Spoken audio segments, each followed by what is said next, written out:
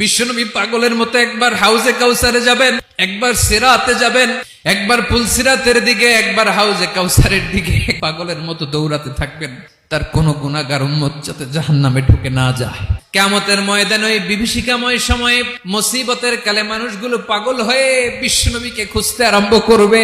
সবাই মিলে বিশ্বনবীর কাছে যেয়ে বলবে, ইয়া রাহমাতাল লিল আলামিন, দেখেন আমাদের কি অবস্থা, কি কঠিন বিপদে আমরা আছি, দাঁড়াতে পারি না, সূর্যের আলোতে ঘেমে হয়রান।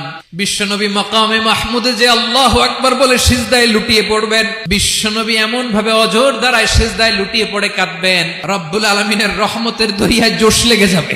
রব্বুল আলামিন এই দৃশ্য থেকে সহ্য করতে পারবেন না। রব্বুল আলামিন বলবেন, ইয়া মুহাম্মদ ইরফা রাসাক, ও নবী আপনি মাথা তোলেন, আপনার কান্না আমি সহ্য করতে পারি না, আজকে আপনি যা চাবেন তাই দেব।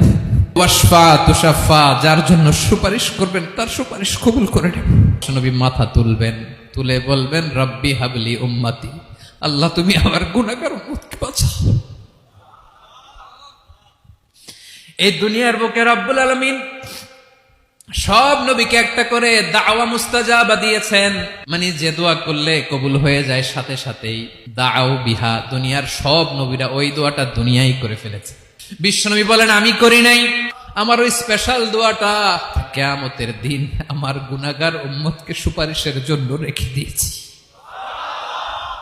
আমার যে উম্মতের হৃদয়ে যাররা পরিমাণ ঈমান আছে, আমার একটা উম্মতকেও তুই জাহান্নামে ঢুকাতে পারবা না।